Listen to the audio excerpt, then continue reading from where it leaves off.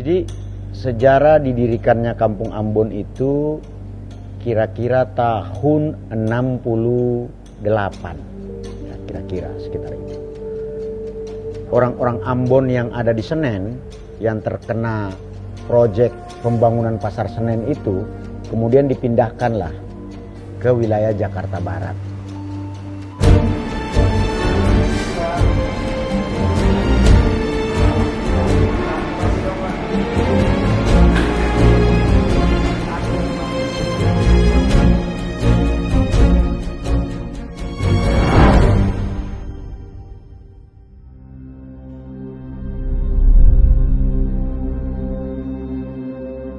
Awalnya sih tidak ada masalah.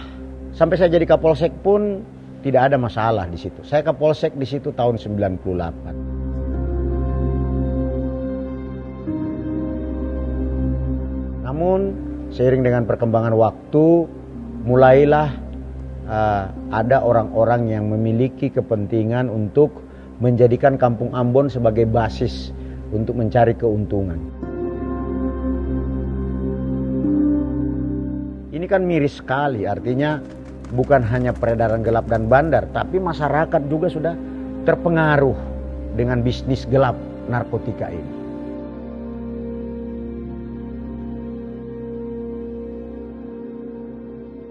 Sebelum saya ke sini sebenarnya ada rasa khawatir. Ada kekhawatiran karena sudah mendengar tentang keadaan di tempat ini.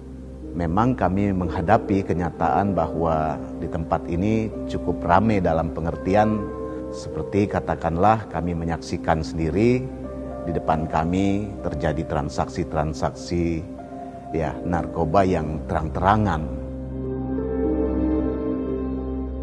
Terus terang aja, memang serem lah. Setiap orang yang kesini mau masuk komplek tuh serem sekali.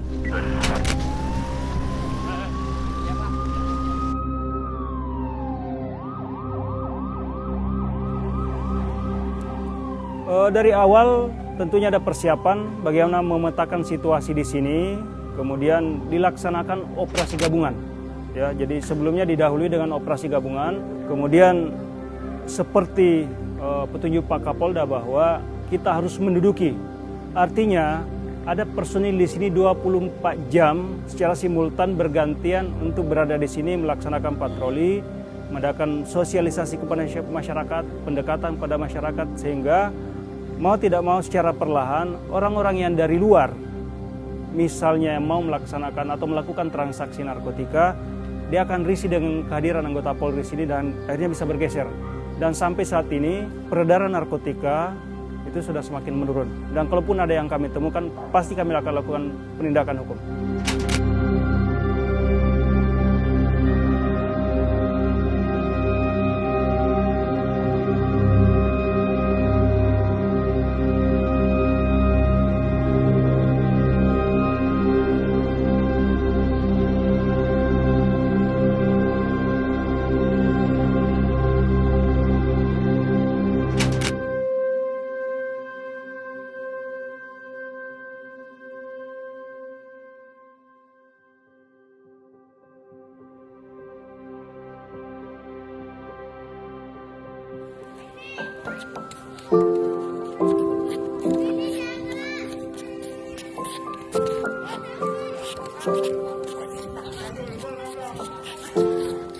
Punya kegiatan sigahatan dulu di sini, sistem pencegahan kejahatan.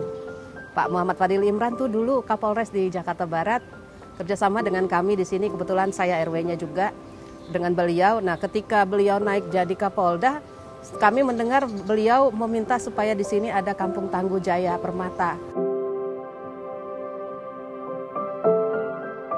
Kampung Tangguh ini kan sebuah konsep pemolisian yang berbasis pemecahan masalah dan kolaboratif policing untuk menghadapi pandemi.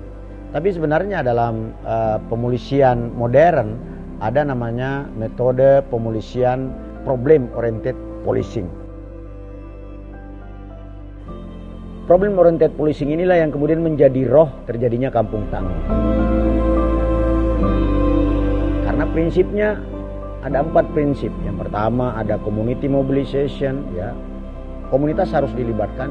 partisipasi, kemudian ada problem solving di situ, harus ada pemecahan masalah dan ada kerjasama dengan semua elemen.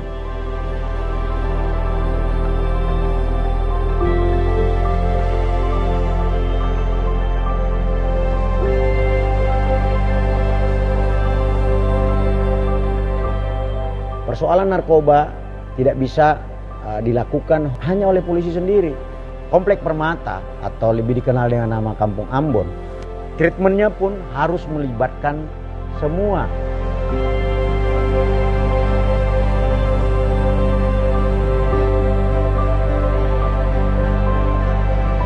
Kami lebih rasa nyaman berada di lingkungan ini. Karena kalau sebelumnya selain rasa tidak aman, juga tidak nyaman. Tapi sekarang kami merasakan perbedaannya. Dengan adanya kegiatan itu, otomatis ada aparat keamanan yang ditempatkan di lingkungan kami untuk bekerja sama dengan lingkungan, supaya lingkungan menjadi lebih nyaman, lebih baik, lebih tertib seperti itu. Harapan ke depan, Jakarta sebagai kota epicentrum, ya, ibu kota tentu memiliki kompleksitas permasalahan, tidak hanya dari aspek ekonomi atau sosial, namun narkoba juga menjadi suatu permasalahan. Ini harus menjadi suatu perhatian bagi berbagai elemen dan unsur untuk bersama-sama menanggulangi pencegahan dari peredaran narkoba.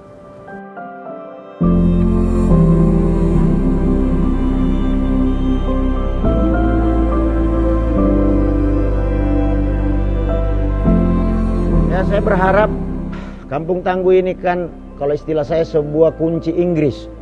Jadi sebuah kunci yang bisa dipakai untuk berbagai macam ukuran baut ini.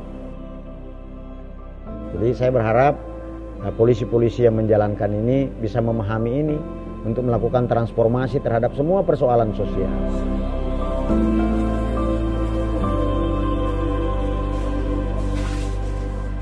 Generasi bangsa tidak akan bisa diteruskan oleh para pecandu-pecandu narkoba. Tentu kepolisian dalam hal ini berkewajiban menyelamatkan seluruh generasi bangsa, jangan sampai terlibat ataupun jadi pengguna penyalahgunaan narkoba. Selamat Hari Bayangkara ke-76. Semoga di hari ulang tahun yang ke-76 ini mampu melakukan transformasi menuju Polri yang presisi guna mewujudkan pemulihan ekonomi dan mendukung Indonesia tangguh dan Indonesia tumbuh. Salam presisi.